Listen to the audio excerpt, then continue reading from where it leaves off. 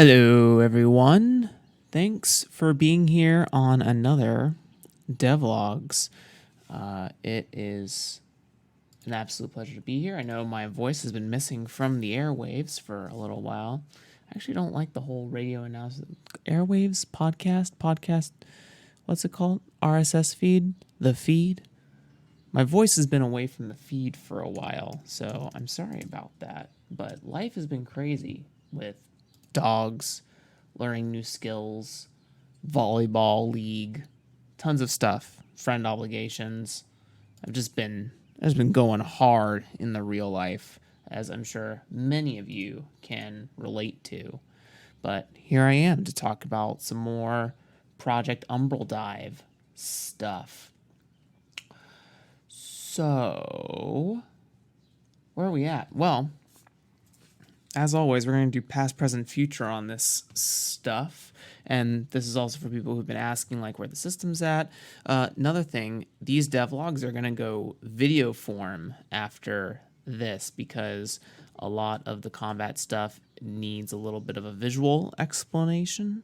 And I just figured it's time to put my face out on the internet again. So be looking out for videos. It's going to be on my personal YouTube channel, which will be a channel of the greater Have You Played This network of beautiful game content. So shout out to Have You Played This and all that stuff. But I just figured I think that the devlogs and stuff need to be separate from Draw Your Dice. So I think all of those episodes will move to a different channel and just really curate the Draw Your Dice to be strictly interview or game review based projects. So there's that. And yeah, the other thing I want to do is once I bring it up here.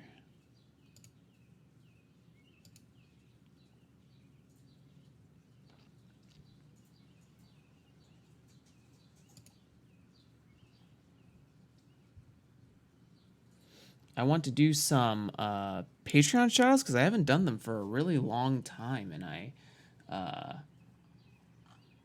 think it's important that I do that because there have been people who've been continually helping me. I keep saying how important it is, but I want to, say hello to the people who are doing it.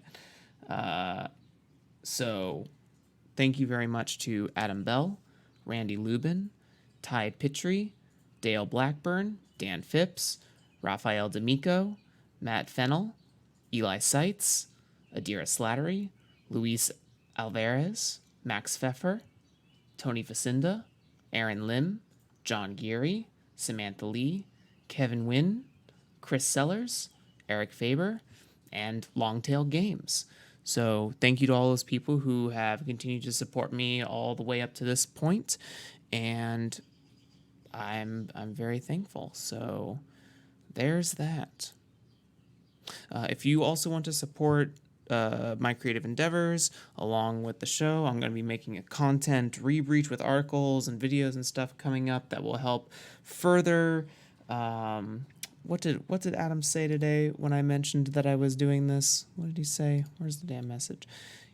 I'm working to democratize some knowledge, as he puts it. There's some really cool books out there, but they're pretty pricey, and it's not within everyone's budget, and I think it is within the realm of ability for me to showcase some of the lessons from those books that I've learned and that I think that other people could benefit from that. So look forward to those, again, on my personal YouTube channel to come within the next 2 weeks or so. I'll be doing like a burst of episodes and things like that. Cool. So this is a devlog. So let's talk about goddamn Umbral Dive. It's changed again, everyone. I'm just not a guy who's easily satisfied. I have a vision, and goddamn, it's gonna be met. So yeah, where does it stand currently? There are a lot of things I want to happen with this game. As I mentioned before, I believe my previous pillars of combat design were to allow for character creation that was multi-layered and customizable, have sort of lateral movement throughout the game. And I think I've conquered that, and I'll talk about that in a second. I want combat to be tactical, but take in a lot of the influences from MMORPGs like Final Fantasy XIV or World of Warcraft or action RPGs like Diablo or Lost Ark, as well as some elements from other board games that I've come across since I believe the last time I went through the devlogs. But there's some really cool games out there like Primal the Awakening, some influences from Gloomhaven, and some influences from like D&D 4th edition and stuff like that. So the current genre of Umbral Dive's combat, as it stands, is a tactical deck builder where you will go and explore different places. I've also decided on some of the setting of Umbral Dive, so I hope to get into more of the setting like episodes on the personal channel. But yeah, so let's see. 3 things to talk about: character creation, combat, and maybe a little bit of the setting. So let's start with the setting, and that might contextualize some of the choices I've made. So I'm looking to do a science fantasy setting, and I, at first was trying to do like a second Earth with like a lost civilization sort of trope to it, where there would be like, it'd be sort of Horizon Zero Dawn, where it's tribal but technical, and there's this juxtaposition between like crude technology but having materials that are futuristic, such as metals and electronics.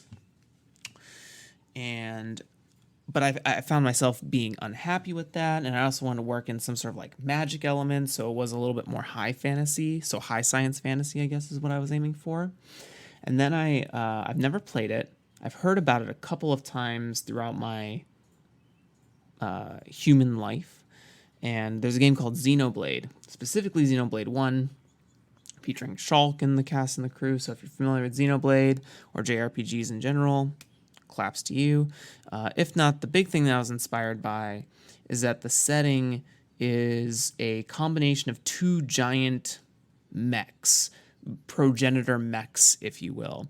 They did some sort of battling, and they become entangled as they fall dormant, and that makes up the world over time. The energy that they use to run seeps out of them, creating spontaneous gestation of life, and that is how the setting is born. And then the classic, human conflict tropes arise out of something like that. So I found that really interesting. So the setting of Umbral Dive, Project Umbral Dive, is going to be on 2 giant mechs at such a scale that the current denizens have no idea what they're on. It just looks like a combination of different structures and things that just fade into the stratosphere.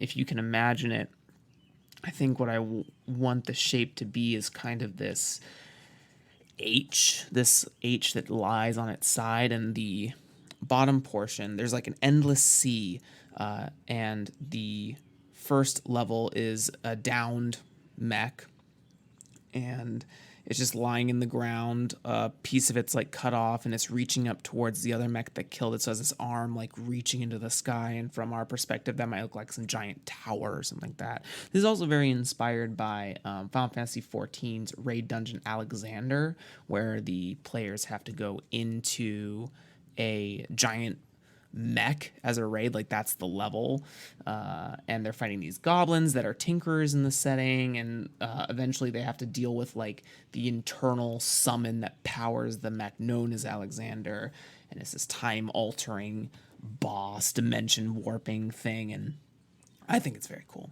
So it's this mech that's lying in the ground with this giant arm reaching up towards it, and then the other mech has plunged a sword deep into the torso of the fallen mech, and is kind of sitting there in like a knight with a sword in the ground, or has plunged a sword into their enemy sort of thing. So if you can imagine this lateral H or I guess a really wide eye, whatever you want to imagine it as. But the one line is the mech that has fallen.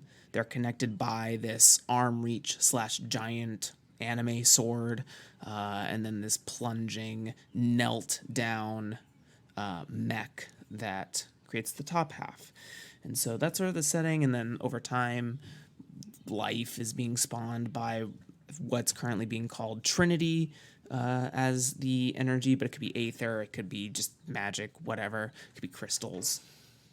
Who knows? So that's the setting. I'm aiming for the science fantasy thing. And there's lots of really cool stuff that I think I can do with that, such as if these are giant mechs, then I just kind of turn anything human about them into robots. So, like, what would essentially be white blood cells are these mech angels that guard access panels or points inside of the mechs, or I also envisioned like this dimension warping from the energy to create like these noise demons, or like they make a static sound and they're like this vibrating bright trinity energy, and they're trying to they can possess the angel mechs or something or whatever. Just some loose setting ideas I think is very cool. But I wanted to do something science fantasy because I may want to introduce like switching weapons, like what would you call them, like modal weapons, where if you've ever played Monster Hunter, one of my favorite weapons is the charge blade, where it's a sword and a shield, but if you gain enough energy, you can put the sword into the shield, and it kind of morphs into a giant axe. The shield part becomes the axe blade, and then the sword becomes the staff part. Very cool stuff. So there's that. So that little like weapon thing will allow us to transition into character creation. And I'm really inspired by a game currently called Root. I think it's Might of the Woodland, or Battle for the Woodland, or something like that. But essentially, it is the piece I'm inspired by are the factions and how they're designed. How their UX design is. This is dashboard that's in front of you, and you could easily call a character sheet to any role-playing game a dashboard, but I really like the true essence of a dashboard is that you have this data, it's being replaced with cards, and it's public knowledge for everybody. And what I ended up coming up with is a sort of 3-card system. So every weapon that you can get in the game represents maybe like a class or a base class or something like that, or at least a base starting deck. So for instance, the first deck I'm kind of milling or muddling with is the arming blade, which is a sword and a shield. And it'll have cards like Shield Bash in the main deck, and like Fast Blade, Guard Impact, Intercept, just different things you can put in your action sequence. If you're not familiar with what I mean by action sequence, I think there's an earlier devlog that talks about that. But it's going to be like this 20-ish card deck that you have different actions on. And I'll get more into what those systems are in the combat bits. But that's the first layer, and then the second piece is that you'll have this weapon card that shows like, this is my currently equipped weapon, it comes with these features, it has a special ability on it, it defines how many different types of actions I can take in a turn or in a round. And then there are Trinity cards, which are like energy. You can think of them as like mana from Magic the Gathering. And each Trinity has 3 keywords around it. This is inspired a little bit from Destiny 2, in that each element in Destiny 2 has like 3 to 5 like major verbs or keywords that all of their builds and augments are based on, or manipulated from. So for instance, one of the trinities is Helio, which is representative of like the sky and the sun. So it has this connection to fire and light. And the 3 keywords around the card, if you can imagine a playing card, on 3 of the edges, the top, the left, and the right, if you're looking at it portrait, have on one side desolation, another side is radiance, and then the last one is illumination. And they all three of them have different effects. And on that weapons card, it also has keywords. I think on the armed blade currently, it has shield, vanguard, and leader on it, or maybe not leader, maybe it's like commander or something. And each of those connect to specific cards with those keywords on them or in their names. So, for instance, the shield keyword on the armed blade relates to shield bash. It may not have the word shield on it again, but it does indicate that card. So, if any card has shield anywhere on it, it is connected to that card.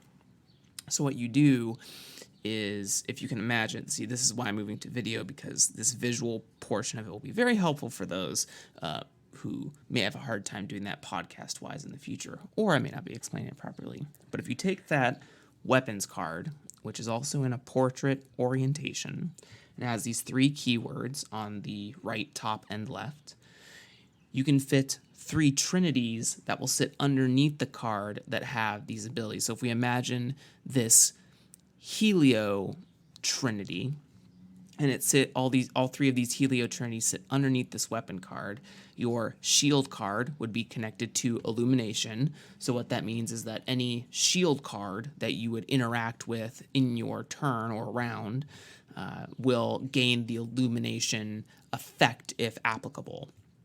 The commander is at the top, and the top for the Trinity was Radiance. So if you trigger anything with the commander keyword, you gain that Radiance effect. If you have the, Desolation Trinity, and that is a part of the Vanguard keyword in your deck, then Desolation will augment all of your Vanguard type keywords. So it's this like slot system where you're placing certain energy cards underneath your weapon to signify that it's charged up with this power. And there are going to be 6 trinities at all, and that'll mean for 24 different 6 times 3 is 18 different keywords, with all of them being able to interchange with one another. I don't know how many combinations that is off the top of my head. I'm not pulling up the calculator, but if you're listening and you want to know how many combinations of abilities that are, go for it. And then I think there's going to be like 8 weapons out the rip with some like expansion potential in there. Who knows? But combine that to your combinations thing, and I think that gives me the right amount of space for lateral combinations of weapons that your player can equip and unequip, as well as different trinities that your weapon can be charged up with. And additionally, you're allowed to add 2 identity cards, up to 2 identity cards, which act as like ultimates or playstyle augment cards, where if you can satisfy certain requirements. So, for instance, the one that I sort of mocked up was Paladin, and you can only equip a Paladin identity if you have a Helio Trinity in each of the 3 slots of your weapon. If you can satisfy that, then you gain the Paladin's benefit abilities, and you can trigger that. You can equip multiple identity cards at once. You could be like, if there was a combination that allowed it, you could probably be like a Paladin Sorcerer or a Death Knight Enchanter or whatever. I know those are very non-science fantasy sounding names, but they're just some quick mock-up ideas I made. So that's character creation in a nutshell, and I think what that will allow me to do product-wise is sell like these player booster packs or decks, if you will. You can buy them or print and play them. Like, oh, I want to buy this armed blade weapon and use that for a campaign or whatever have you. I also want to have like the great axe or whatever else comes out of that. I want this like calamity scythe. I want the gun knives, whatever that looks like. I think that product-wise, I think it's going to be some like booster pack style stuff. And then how that ties in to combat, and this will talk briefly about like what I've mocked up for foe design and what I've also mocked up for player actions. So this is taking really heavily from a combination of D&D 4th edition and another game that hasn't come out, which is called Senko Kushin. Senko Kushin Five Sacrifices is what it's called. So it's not out. Very cool game though. Definitely gonna back it. It fits in the same like quality wheelhouse as Kingdom Death Monster. If you're familiar with that game, it's gonna be a pricey ass game. But one of the cool things that they do is their guard system, where each player or character has 3 guards that they can take on: high guard, mid guard, and low guard. High guard is for high damage. It allows you to do bonus damage to enemies dependent on certain conditions. Midgard is kind of a tanking stance where you can deflect some attacks or protect allies. And then low guard is kind of a support role. It's called a flanker. And flanking allows you to open up enemies for other conditions or prevent certain reactions, which I'll get into in a second. But essentially, in that base weapon deck, each card will have anywhere from 1 to 3 options, kind of like a modal effect, that are related to the role that you take on in the exchange of each combat. So, if unfamiliar with D&D 4th edition, there were 4 roles. There were Striker, Defender, Controller, and Leader. I have let those 4 roles be present on the action card. So for instance, let's talk about that Shield Bash. It might have 2 effects. It might have like a baseline effect where no matter which option, no matter what role you take on, always does this. So it might be like strike for light damage. And then if you are a defender this round, you can use guard impact if you blocked an attack or something like that with your Shield Bash. Or you can take the controller action and stun your targeted Shield Bash thing. So you get these options of like, do I want to go for a guard impact during this exchange, or do I want to, or do I want to control my enemy and stun them or disable them in some way? And you're able to make those choices based on learning about enemies, where there'll also be foe cards, which are like probably going to be index card size, like 3x5. And essentially they will have a list of reactions on them. So the GM, or if you're playing in sort of like a non-GM'd mode, you can just use the card to make these decisions. But essentially what they do is that the foes act depending on the action you select. So you can manipulate those reactions or the AI of the game by making smarter choices or more tactical choices. So for instance, let's take a basic fantasy monster like a goblin, right? If, let's say the goblin has like a ambush attack against defenders, right? So if the goblin sees someone take a defender action, then they will react by, let's say, repositioning behind them and doing some sort of like sneak attack move. So you see that on the card, and you have to make a choice of, oh, is the goblin close enough to use that on me? And if they're not, they won't do it. But if they are, they're going to immediately take their action and do something after you've resolved your action. And then the goblin might have another one where it's like, if we keep with this evasive theme, let's say if someone takes a striker action, so it tries to deal damage to the goblin or close by to the goblin, or includes the goblin in an AoE attack, they might do like an evade or something akin to whatever evasion, right? Akin to evasion in D&D 5e, where like you dodge half or whole damage or whatever. And the goblin will just like move, like basically just reposition out of the attack or out of attack range or something like that. And as simple as that, maybe it doesn't do damage back, it just sort of evades.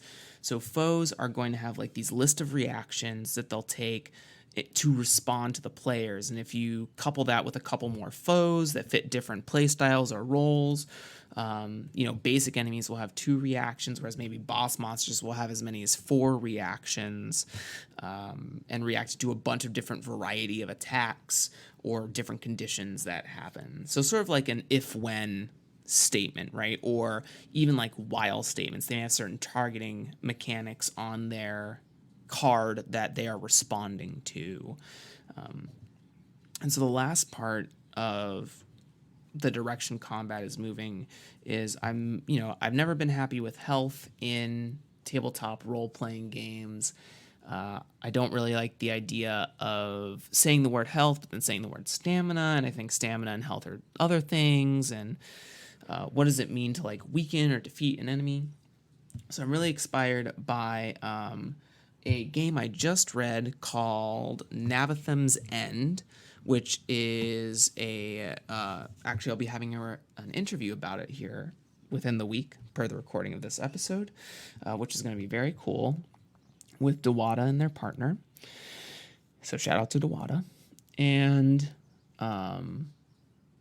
basically they boil down health into time. So they have a tag system for their monsters. And this system says that like you can't defeat an enemy until a certain amount of rounds are up. I may have misread that. I'm unsure.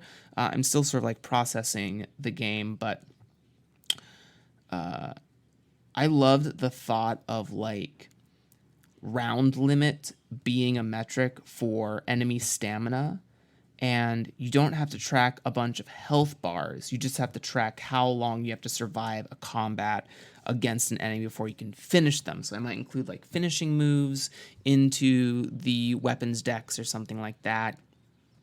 Because I like this, there's this opportunity mechanic I'm playing with where if you play a certain card from your weapons deck, you have to discard cards at the top of your draw deck because those are opportunities you're giving up by taking this action, etc., etc. And for instance, that same goblin might be a low-ranking enemy, meaning it has 3 rounds of combat within it before it can be defeated. Now, I've always been interested in the card deck archetypes of CCGs or LCGs or anything like that, where, there's the 3 standard aggro, mid-range, and control play styles in like Magic the Gathering, Legends of Runeterra, Hearthstone, and stuff like that, where it's sort of like a spectrum of time a deck has or needs to win the game. So for an example, aggro decks want to win the game in sort of like the first 4 to 6-ish turns before other decks start to find their engines and start getting ramped up to play. And so I love that, and that's what I want combat to sort of be, is figuring out like what do you need to do to either adjust your win condition or play in a different style, right? So this goblin is 3 rounds, but could you play an aggro play style that makes them more vulnerable? So then I'm also working out this mechanic where sort of like a different take on advantage and disadvantage tokens in a way, where you can like do some sort of abilities and stack disadvantage on a foe's card, and for every disadvantage token that's 1 round sooner it takes to beat, you can do that by spending like momentum, which is like the team's health and stuff like that. So kind of working out health to be this timed metric that can be manipulated by pushing, like maybe there's, we don't do this often in games because we're like, oh, rounds have to be sequential, 1, 2, 3. But like, what if you could push rounds? Like, what if you could skip whole rounds of combat? You do that by stunning enemies, right? You do that by having surprise rounds in D&D. So what if you could go from like round 1 to 4 immediately? Like, what does that look like? How can you accelerate the flow of battle to your advantage? Or how can the enemies reset rounds or stall rounds? Like, what if a healer doesn't necessarily heal other allies or foes, but what if instead they stop the round counter, right? What if they just say, we're on round 2 and we're stuck on round 2 until I'm defeated or the next round bypasses or whatever? And I think that's a really interesting idea, because it's sort of like a AoE heal in a way, which is a little bit more volatile and a little bit more pressing to like, oh, we got to get rid of that guy. We got to get rid of that supporting character, right? I'm also playing with like this blackjack action speed system for combat, which I think it needs a little bit more of a visual to explain. But yeah, that's where Umbral Dive is at. It's in some really nice solid spaces. And I think that I'm really happy with its current design. I think I'm very satisfied by at least the combat version of character creation with this deck building thing. It satisfies sort of like my product design and UX design once for the game. And I'm really liking the direction of moving towards a sort of like GM-less or potentially GM-less system for combat design, which is something I always wanted but couldn't really figure out until now. And there'll be a way for it to be GM'd, like you could build encounters or you could play like these adventure sets that come with certain pre-made cards. I want to include mechanic or systems for monster creation or whatever have you for the GM if you do a GM'd game or a ran campaign. So yeah, that's where we're at. Thanks to everyone who came and listened to the devlog. That's really cool of you. If you want to support the show, like and subscribe the YouTube channel, share videos, podcasts, whatever have you. Shout out to, who do I want to give a shout out to today? Shout out to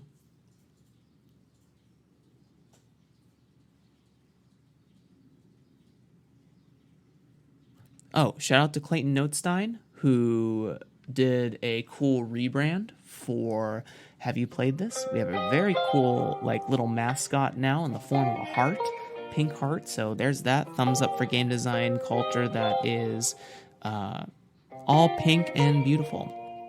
So really dope, stoked about that. And otherwise, additionally, if you want to support the show, please donate to Patreon. That'd be super cool. But the biggest thing is just share the stuff around. If you think someone would be interested in what I'm talking about, get them in the know. Get them to figure it out. All right. Everyone have a beautiful day. Bye-bye.